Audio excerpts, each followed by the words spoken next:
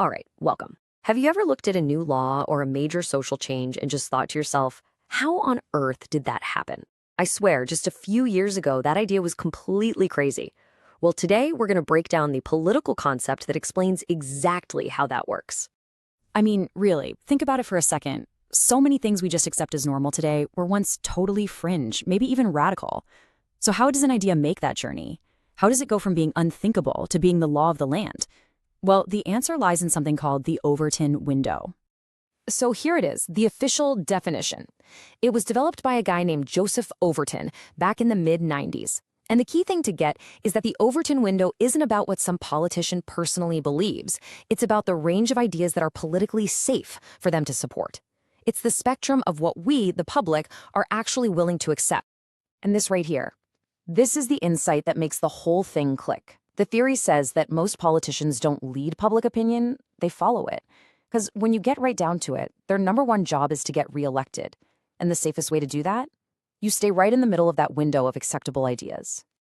Okay, I know this might still sound a little abstract, a little academic, right?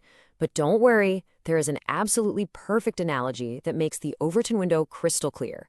And it all revolves around a teenager who just wants a later curfew. So let's set the scene. First, we've got our 17-year-old. They're our activist, trying to change the system.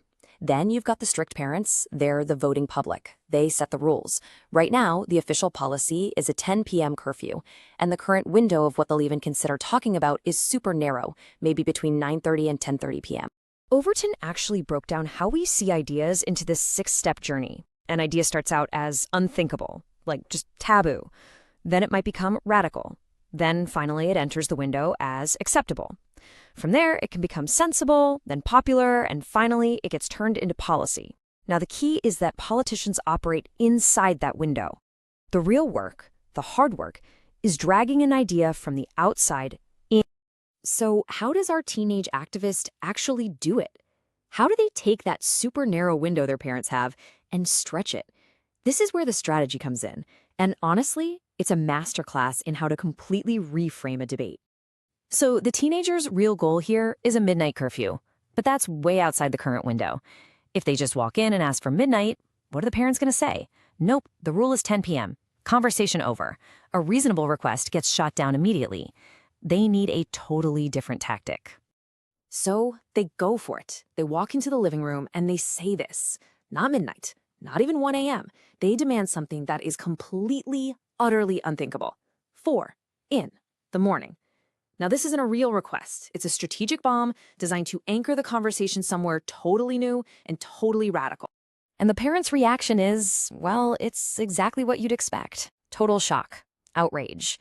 But here's the thing. This isn't a failure. It's a critical part of the process.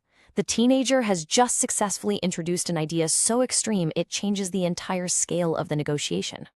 And this is where the magic happens. Look at this. The argument is no longer about a small incremental change like 10 p.m. versus 10:30. By dropping that 4 a.m. anchor, the entire frame has shifted. The new debate is between 10 p.m. and 4 a.m. The whole center of gravity has moved. And just like that, the psychology completely flips. After being horrified by the idea of their kids stumbling in at 4 a.m., what does midnight look like? It doesn't look radical anymore. No, compared to 4 a.m., midnight suddenly seems like a totally safe, responsible, and reasonable compromise. So now the teenager can make their move. They present their actual goal, midnight, as if it's a huge concession. They're compromising. And the parents, they feel like they won. They stood their ground against that insane 4 a.m. idea and got their kid to settle for midnight. The window moved, and the activist got exactly what they wanted all along. This whole analogy points to what is arguably the most important takeaway from the entire theory, the completely different jobs that activists and politicians play when it comes to changing the world. See, the activist's job, the teenager's job, is to be unreasonable. Their role is to make the radical arguments, to push the boundaries, to pull that window of public opinion in their direction.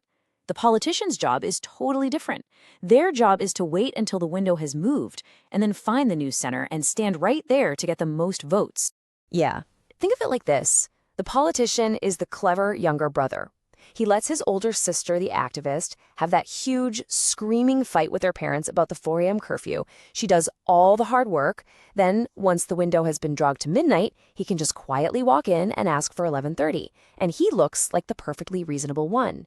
He gets all the benefit without taking any of the risk. Okay, so, great story. But is this just a clever analogy, or does this stuff actually happen in the real world? Oh, absolutely. Let's look at just a few examples of the Overton window in action, shaping both history and our world today. A classic example is prohibition. For decades, activists in the temperance movement hammered away that alcohol was a moral poison, an unthinkable evil. They pulled and pulled that window until by 1920, banning it entirely became national policy.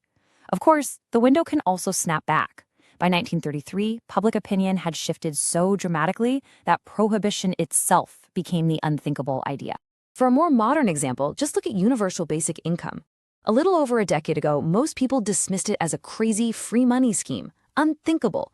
But then, things like the COVID stimulus checks and Andrew Yang's presidential run pushed it into the radical and then acceptable zones. And today, it's a sensible mainstream policy debate. It's firmly inside the window. And you can definitely see this tactic used in political strategy. Back in 2016, Donald Trump consistently made statements that, by the political standards of the time, were seen as radical or even unthinkable. By doing that, he effectively shattered the existing window of discourse, anchoring the entire conversation in a brand new place, and pulling ideas that were once on the fringe right into the center of the debate. Now, you might be sitting there thinking, hey, this sounds just like that classic sales tactic, the door-in-the-face technique. And you know what? You're not wrong. It's very similar. But as you can see here, the scale and the goal are worlds apart. Door in the face is for one transaction, like haggling over a price. The Overton window is about long-term, society-wide cultural change. The risk isn't just that a deal fails. The risk is being called an extremist for years. And the outcome isn't a single sale. It's an entirely new political reality. So if you remember just one thing from all of this, let it be this. Laws are what we call a lagging indicator. They are the absolute last domino to fall. If you really want to change policy, you can't just focus on the politicians. You have to change the culture first. You have to change the conversation. You have to move the cow's window. And that leaves us with one final and I think pretty fascinating question to chew on. As you look around at the world today, at all the wild debates happening on the fringes of society, what's the idea that seems completely unthinkable right now? What's the crazy idea that's slowly, quietly being pulled into the window on its way to becoming the policy of tomorrow?